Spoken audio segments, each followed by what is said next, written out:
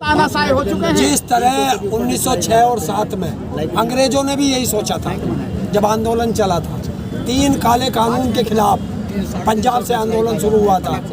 शहीद आजम भगत सिंह के चाचा जी अजीत सिंह जी ने शुरू किया था। तब भी अंग्रेज भी यही कहते थे, करो आंदोलन, आंदोलन से क्या हो। 9 महीने तक लड़े, वे कानून वापस कराए, जीत के घर गए। और आंदोलन की ताकत आप लोगों को नहीं पता।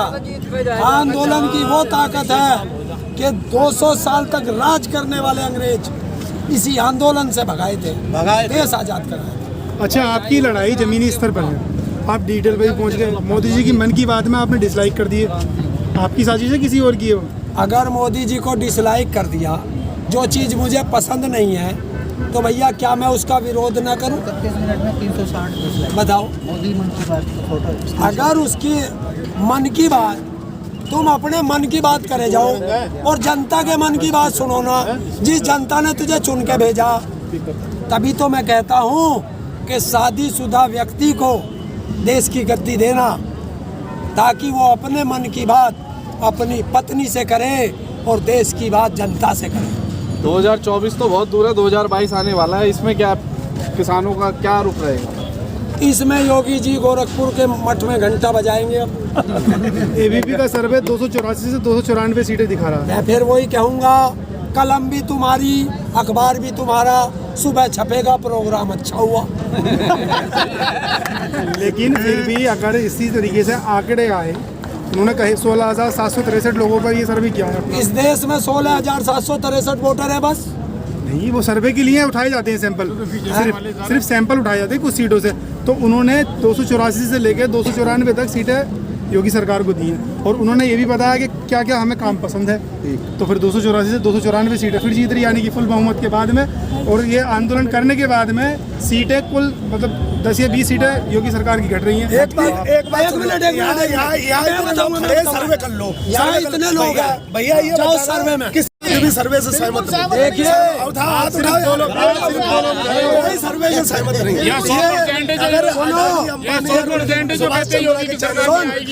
बात सर्वे की आई, बात सर्वे की आई। अब यहाँ तो अपना ये ले और पूरे इसमें ईवीएम मशीन बंद नहीं होगी ना, पूरे तब तक कुछ नहीं होगा।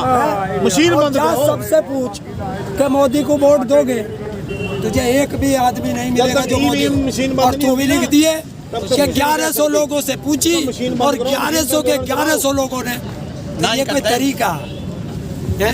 आप बैलेट पेपर से वोट डलवानी चालू करो, और जहाँ वोट डलती है वहाँ तुरंत के तुरंत वो वोट बंद कराओ, आंदोलन चलाओ। ये मेरा आपसे है। पूरे देश में एक मांग उठ चुकी है कि ईवीएम हटाओ, मोदी भगाओ। तो ये ईवीएम क्यों नहीं हटती? ईवीएम मशीन पर मोदी से बैर क्यों है इतनी? मोदी से बैर क्यों है? मोदी ने अच्छे काम किए हैं। मोदी के एक मेंबर मोदी ने इतने अच्छे काम किए, नोटबंदी दी, जीएसटी दिया देश को, और राफेल दिए, और दुनिया भर के चीजें हो रही है, करप्शन कम हो गया। तो कौन सा करप्शन कम हो गया? देखिए जी, नहीं वो तो दुनिया में नंबर 1। सुनो जी, नोटबंदी हुई जी, आज तक रिजर्व बैंक ये नहीं बता पाया कि कितना नोट वापस आया, तो ब्लैक मनी बताए। जीएसटी दी है, तो फिर अपने यारों की प्रोडक्ट पे जीएसटी क्यों नहीं लगाई? शराब पे, गैस पे, तेल पे, भाई इन पे जीएसटी क्यों नहीं? हो गया। तीसरी चीज, राफेल दिए। हाँ, मोदी के तो घर बने हैं राफेल। उससे पहले भारत की हमारी वायुसेना पे हवाई जहाज था नहीं।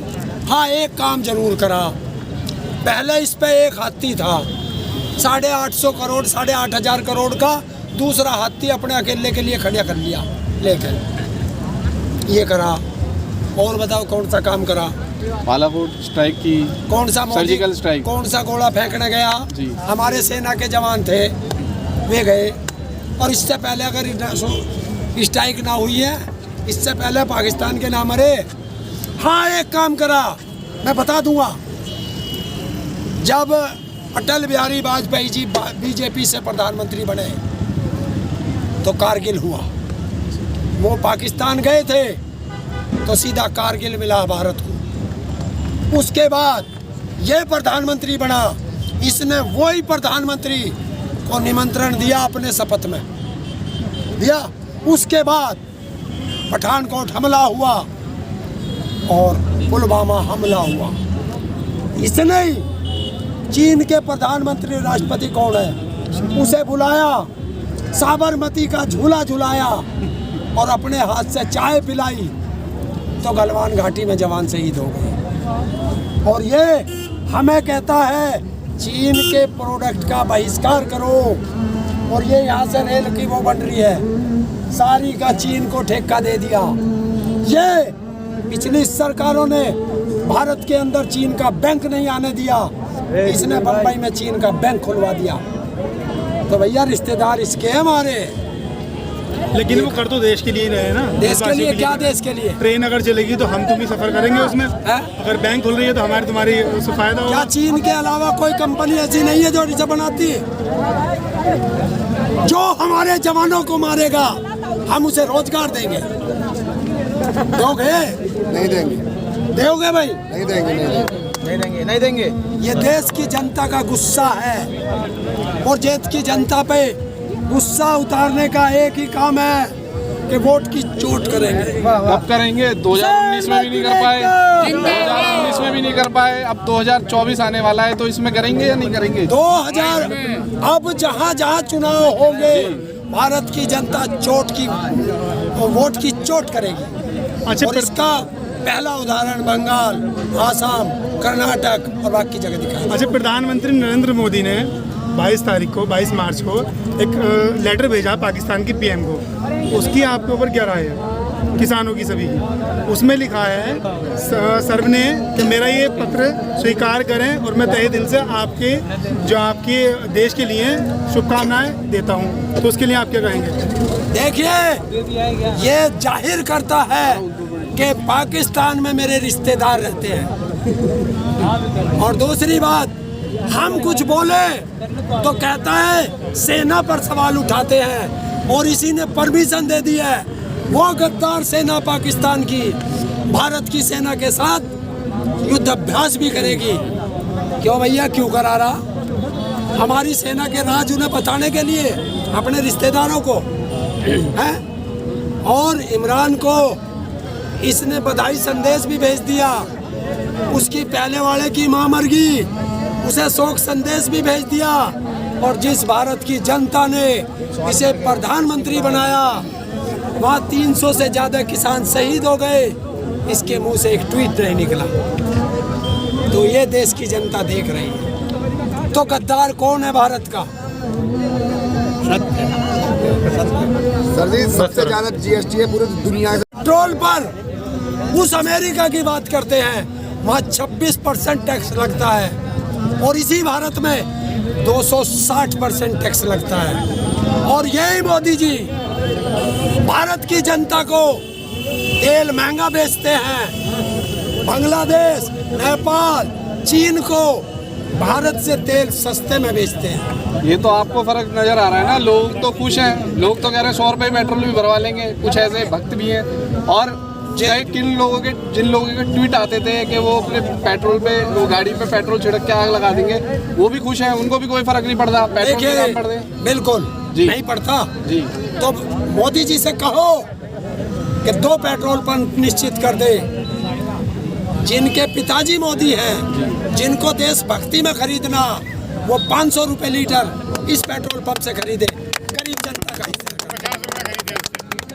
जो ये कह रहे हैं, आप देखना सबसे पहले भाग के उसमें जाएंगे, सस्ते वाले पे। कहने में और करने में बहुत अंतर है। ये लोग हैं कौन? सबसे पहले मैं दादा का थैंक कहना चाहूंगी। मुझे बोलना शुरू बोला कि कैसे प्रोग्राम में बैठाना पड़ेगा। कोई दिक्कत नहीं। RSS और मैंने मैम का मैं ये बोलूँगी, कमला मैम का भी, कि आपने जो याद यूनिवर्सिटी में यहाँ पर बुला के समाज में जो आप दिखा रहे हो कि हाँ महिलाएं हमारी हैं, हर किसी को आप सोचिए, हर किसी को सपोर्ट कर चाहिए होता है, एक सम्मान चाहिए होता है। जो प्लेटफॉर्म मिला है हमारे पास, जहाँ सम्मान मिल रहा है महिलाओं को, इससे आप अपने सभी कार्य क्षेत्र के अंदर अच्छे से अच्छा करने की कोशिश करेंगे।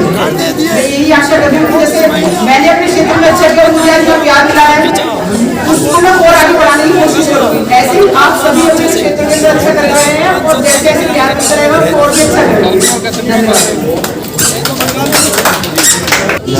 महिला पहलवान होनी।